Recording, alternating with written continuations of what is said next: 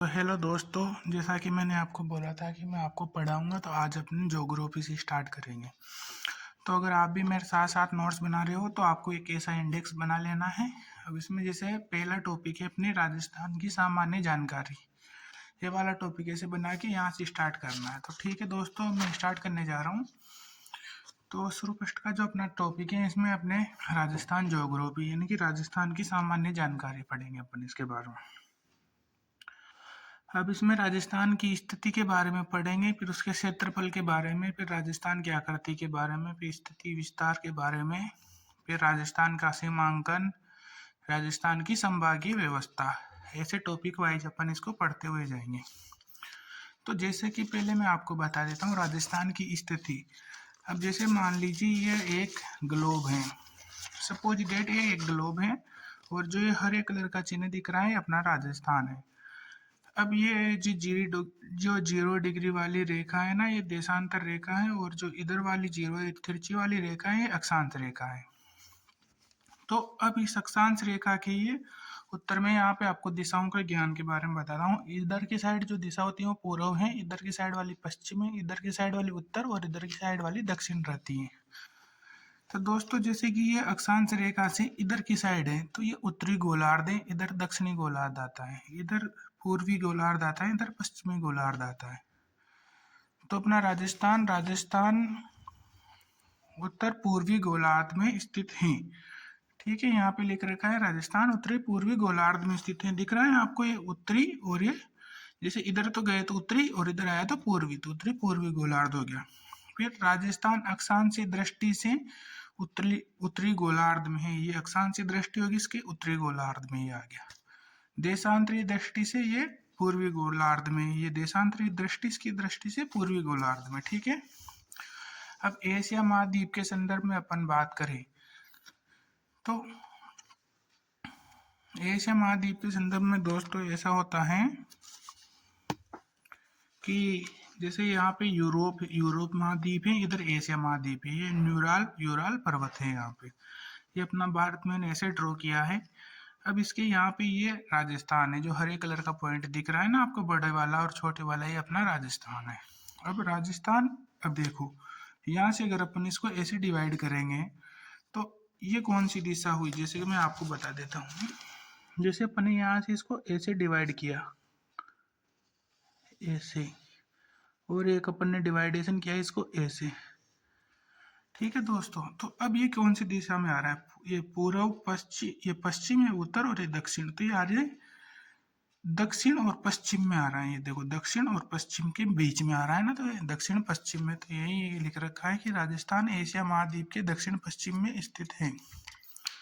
ठीक है, इसके नीचे आते हैं, भारत के संदर्भ में देखते हैं हम।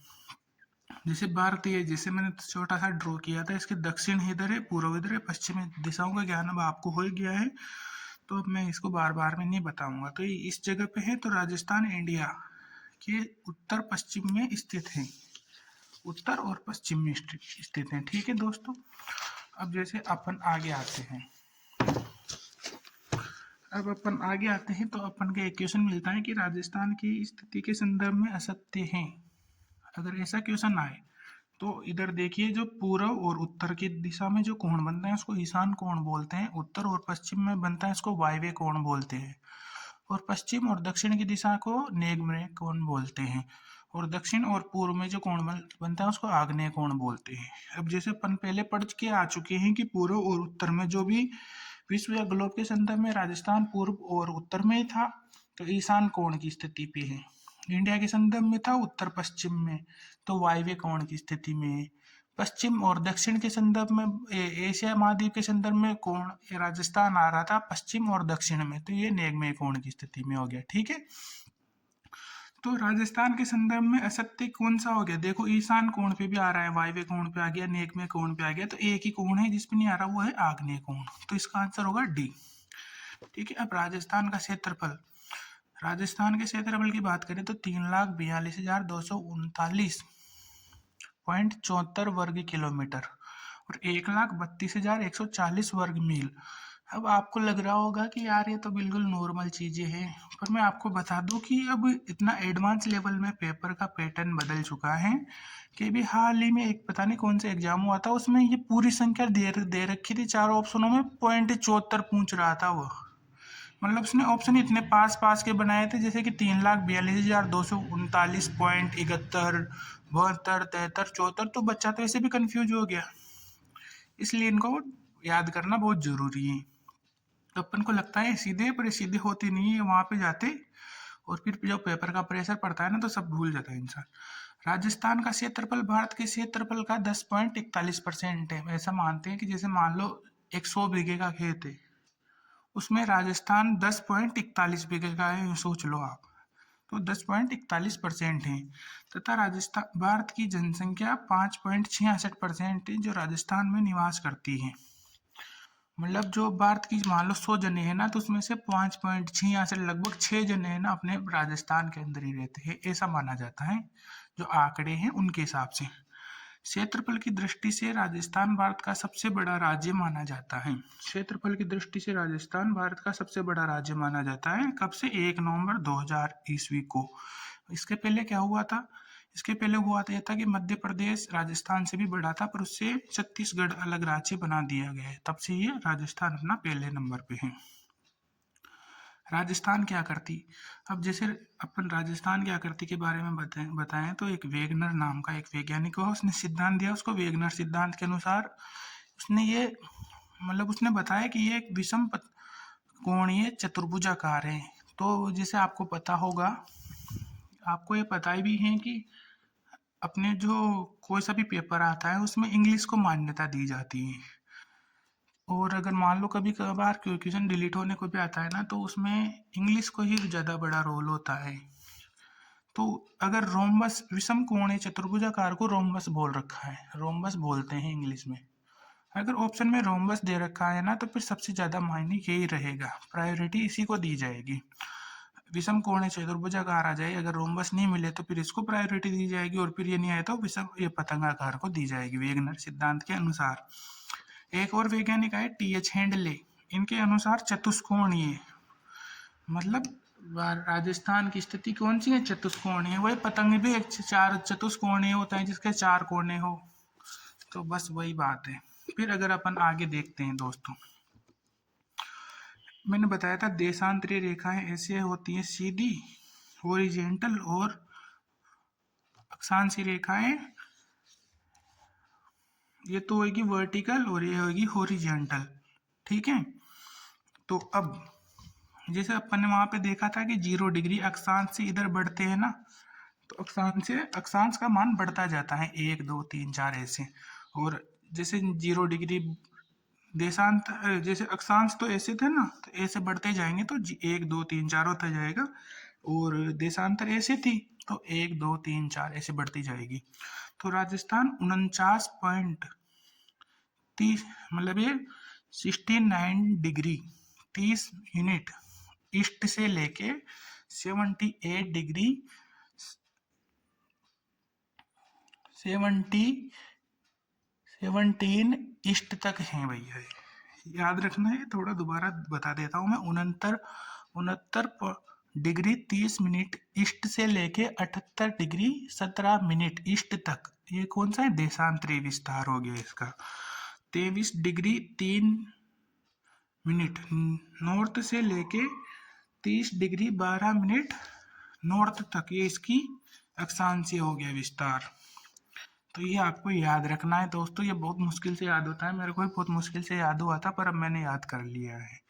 अब जैसे ये पूर्वी भाग है राजस्थान का, ये मैप है इसका, अगर ये पूर्वी भाग है, यहाँ पे धौलपुर है, आपको भी पता होगा ये तो यहाँ धौलपुर का जो मेन पॉइंट है ना, इसको सिलान सिलान गांव आता है यहाँ पे, सिलान गांव धौलपुर।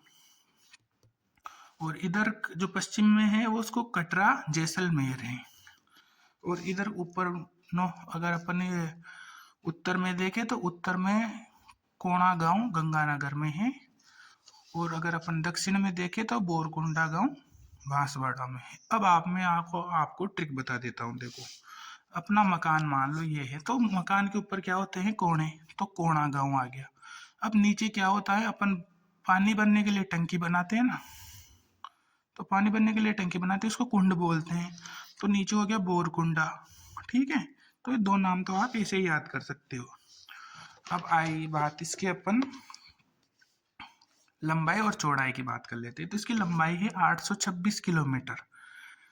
अगर वो लंबाई नहीं पूछ के आपसे यूँ पूछ ले कि राजस्थान की उत्तर से दक्षिण तक की लंबाई कितनी है या दूरी कितनी है, तो 826 किलोमीटर। और अगर पूर्व से पश्चिम की पूछ लिया, पश्चिम से पूर्व की पहुंच लिया, तो 869 किलोमीटर। तो आपको ये याद रखना है कि 869 किलोमीटर और इधर 826, तो इसका मतलब है राजस्थान लंबाई कम है, चौड़ाई ज्यादा है राजस्थान की। अब यहाँ पे देखिए आप, इधर हो गया पश्चिम, इधर हो गया दक्षिण। तो दक्षिण पश्चिम से अगर अपन दक्षिण पश्चिम से, और इधर हो गया दक्षिण, उधर हो गया उत्तर, और इधर हो गया पूर्व। तो उत्तर पूर्व की तरफ जाते हैं, दक्षिण पश्चिम से उत्तर पूर्व की तरफ जाते हैं, तो ये लंबाई है, ये 784 किलोमीटर है। इसका एक विकर्ण मान लो। ये इधर पूर्व से दक्षिण की तरफ, मतलब दक्षिण पूर्व से और उत्तर पश्चिम की तरफ जाते हैं, तो ये हो गया इसका 850 किलोमीटर की लंबाई। और जब इसका सैटेलाइट के सर्वे लिया गया ना कि राजस्थान का मध्य में कौन सा भाग है, तो सैटेलाइट सर्वे के अनुसार ये पता चला है कि एक लामपोलाई गांव है नागौर जिले के अंदर। नहीं, सैटेलाइट सर्वे के अनुसार तो गगनाना नागौर में है। और अगर ऐसे मध्य की बात करें ना, मतलब होता क्या है कि जैसे आपको पता ही है सैटेलाइट कहाँ पे होती है, सैटेलाइट होती है आसमान में, वहाँ पे अपन यहाँ से भेजते हैं ना वो रॉकेट से, वहाँ पे जाती है मिसाइलों से वो, तो वो वाली सैटेलाइट की बात हो रही है। तो सैटेलाइट से क्या है, वहाँ से जब राजस्थान को देखा गया ना, तो उसका जो सर्वे हुआ उसके साथ गगराना नागौर एक गाँव है, वहाँ उसको इसको मिड पॉइंट बताया गया है राजस्थान का। और इधर है लामपोलाई नागौर। ये जैसे नीचे जांचे वाची होती है ना, वो नाप तोल करते रहते हैं इंजीनियर, तो उन्होंने ये नाप तोल करके बताया, उसमें लामपोलाई नागौर को मध्य भाग बताया गया है। तो दोनों में से कोई सा भी पूछा जा सकता है। इधर नीचे थोड़ा सा नीचे आए तो 23.5 डिग्री जो अक्षांश रेखा है उसको कर्क रेखा बोला जाता है, जो अपने यहाँ पे बांसवाड़ा और डूंगरपुर से होती हुई गुजरती है। डूंगरपुर का तो अभी आगे आएगा, एक नाम है नाम याद नहीं आ रहा मेरे को, आगे बताऊंगा अभी। अब राजस्थान की अक्षांश स्थिति जैसे कि 23 डिग्री 3 यूनिट नॉर्थ से 30 डिग्री 12 यूनिट नॉर्थ तक है। अब अगर इसका अंतर देखें ना अपन, तो 60 डिग्री 9 यूनिट आता है। अब राजस्थान की देशांतरी स्थिति 69 डिग्री 30 यूनिट ईस्ट से लेके 78 डिग्री 17 मिनट ईस्ट तक है। और इसका अंतर देखें ना अपन, तो इसका अंतर आता है 8.47। अब यहाँ पे एक बात याद रखनी है आपको, जैसे कि यहाँ पे अपन माइनस करते हैं तो माइनस करने में थोड़ी सी दिक्कत आती है, क्योंकि नीचे बड़ी वाली संख्या है, ऊपर छोटी वाली संख्या है। तो अपन एक इधर देते हैं, तो 1 मिनट मतलब 1 डिग्री में 60 मिनट होते हैं, ठीक है। और ये मिनट व समय वाला मिनट नहीं, मिनट इसकी जो वो होता है ना एक मात्रक, वो है इसका। तो 60 मिनट हो गया। अब सबसे इम्पोर्टेंट बात यहाँ पे ये आ रही है, उसको देखिए आप, कि राजस्थान का देशांतरी विस्तार वो अक्षांशीय विस्तार के मध्य का अंतराल होता है 1 डिग्री 38 मिनट, ठीक है। सबसे इम्पोर्टेंट मेरे को ये इसलिए लग रहा है क्योंकि मान लो अगर पेपर में ये पूछा भी है और अपन को अक्षांशीय और देशांतरी स्थिति दोनों का आती भी है, ठीक है, पर फिर भी अपन को एक क्वेश्चन का 1 मिनट मिलता है, और अपन अगर इसको माइनस जोड़ तोड़ करने में बैठ जाएंगे ना, तो एक क्वेश्चन अपना कम से भी कम 2 से 3 4 मिनट भी खा सकता है, क्योंकि वहां पे होती है अपन को हड़बड़ाहट। इसलिए इसको विशेष याद रखें, 1 डिग्री 38 मिनट।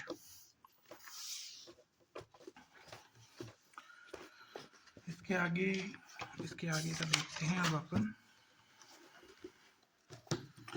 अब जैसे राजस्थान की उत्तर से दक्षिण की लंबाई 826 किलोमीटर, उत्तर से दक्षिण की लंबाई। राजस्थान की पूर्व से पश्चिम की चौड़ाई 869 किलोमीटर। इसका अंतर डिफरेंस देखे अपन तो 43 किलोमीटर।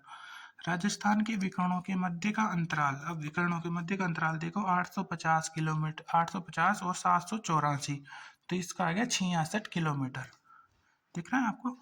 फिर 23.5 डिग्री कर्क रेखा डूंगरपुर के चीखली गांव, मैंने बोला था ना, मैं भूल गया हूँ, वो चीखली गांव से वो बांसवाड़ा के मध्य से होते हुए लगभग 26 किलोमीटर गुजरती है।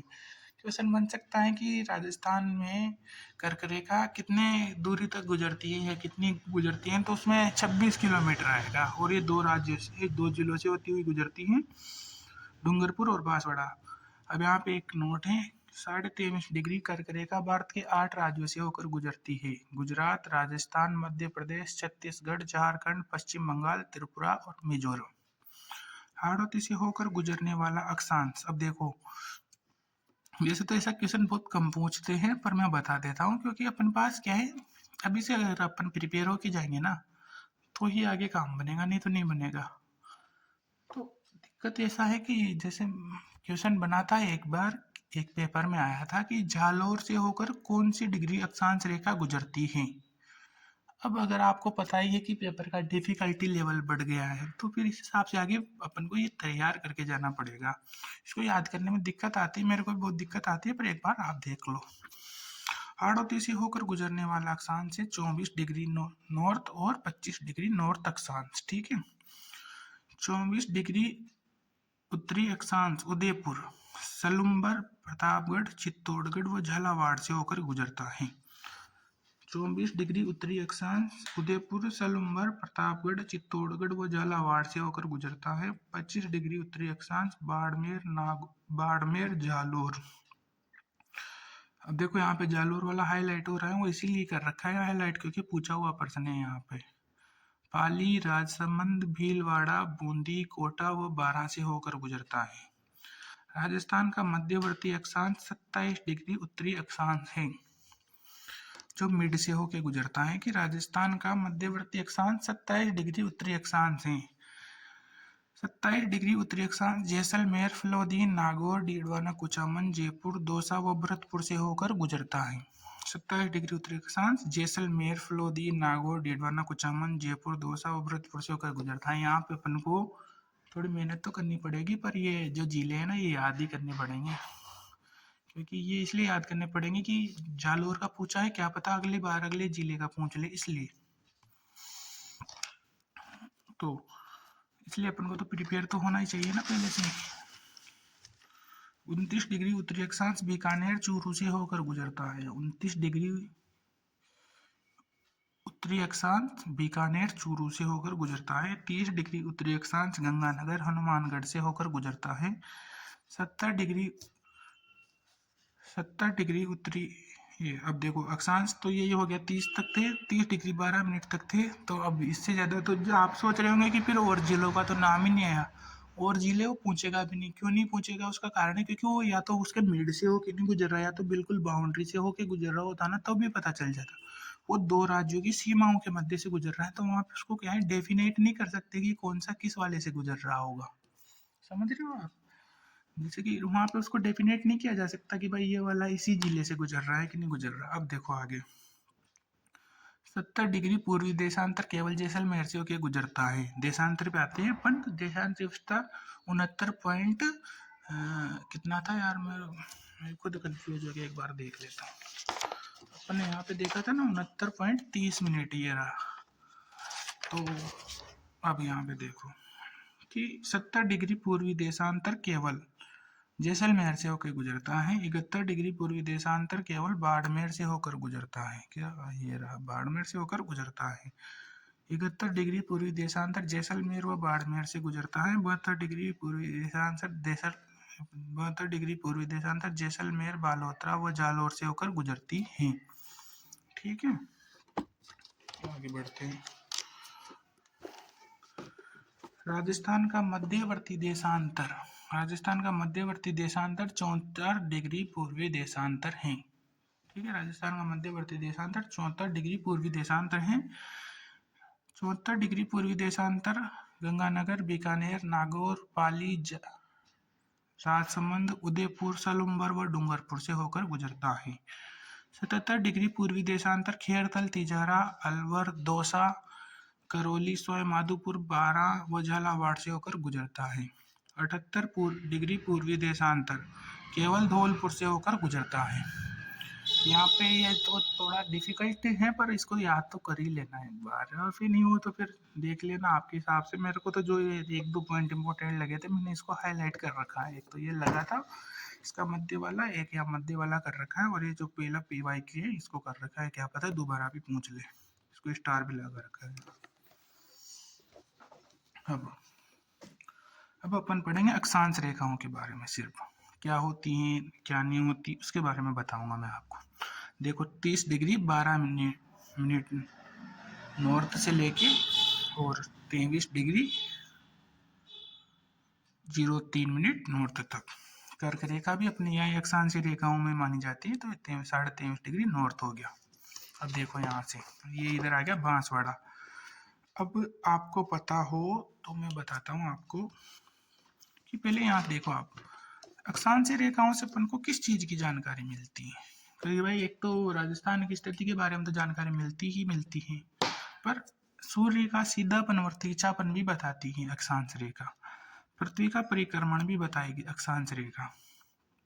परिक्रमण क्या होता है? अब यहाँ पे दो चीजें होती है दोस्तों, एक होता है परिक्रमण और एक होता है परिभ्रमण। लोग इसमें बहुत ज्यादा कंफ्यूज होते हैं, पर मैं आपको यहाँ पे एक ट्रिक बताऊंगा। तो परिक्रमण परिक्रमण को आप एक तरीके से परिक्रमा अपन सा लगाते हैं ना, जैसे भगवान के मंदिर में जाते हैं तो परिक्रमा लगाते हैं, तो बस परिक्रमण को आप परिक्रमा से समझिए।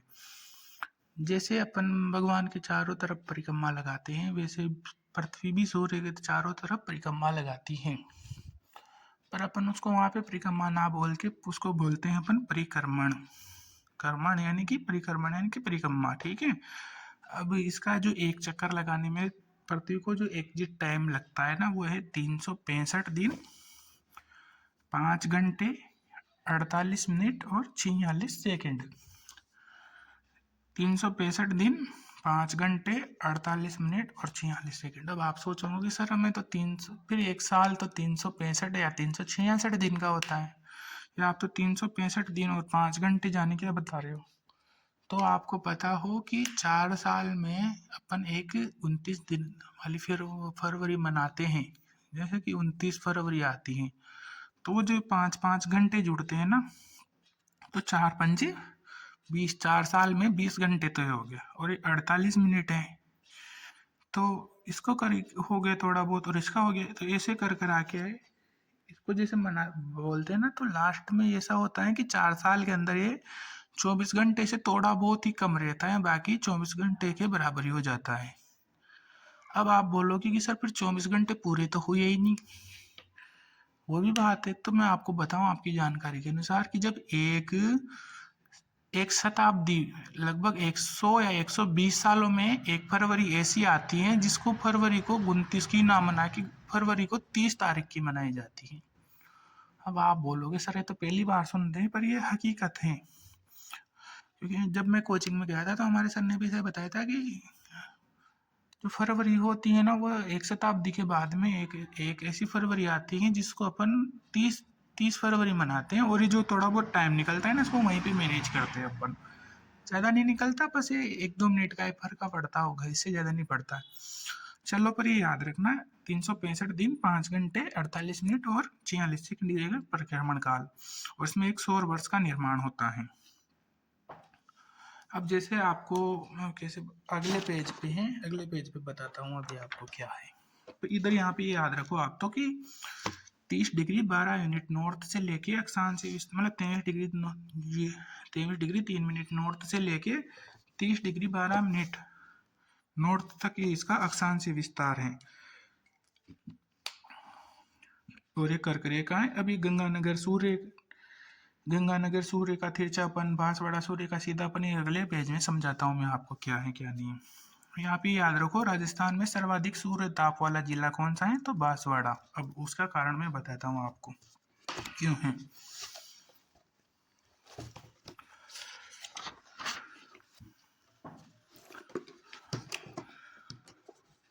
चलो, इसका कारण मैं ये वाला जो डायग्राम है और ये वाला डायग्राम है, इसको मैं नेक्स्ट पार्ट में डिस्कस करता हूँ, क्योंकि फिर पहली वीडियो और ज़्यादा बड़ी हो जाएगी ना, तो दिक्कत है। तो अपन इसको नेक्स्ट पार्ट में कल रिवाइज करते हैं। आज के लिए इतना ही है। अगर आपको नोट्स बनाने हो तो आप इसके नोट्स भी बना सकते हो, वीडियो को रोक रोक के बना लो, या फिर मेरे को मैं थोड़े दिन बाद में आपको कॉन्टैक्ट नंबर या फिर कोई भी कॉन्टैक्ट आईडी दे दूंगा, जिससे आप मेरे को कॉन्टैक्ट करके इसके नोट्स ले सकते हो मेरे से, ठीक है। पर आप खुद बना लोगे ना तो अच्छा रहेगा, क्योंकि आपकी हैंड राइटिंग में अगर आप नोट्स बना लेते हो तो अच्छी बात है वो। तो ठीक है, चलो धन्यवाद आज के लिए, बहुत बहुत धन्यवाद, आपने वीडियो यहाँ तक देखी तो।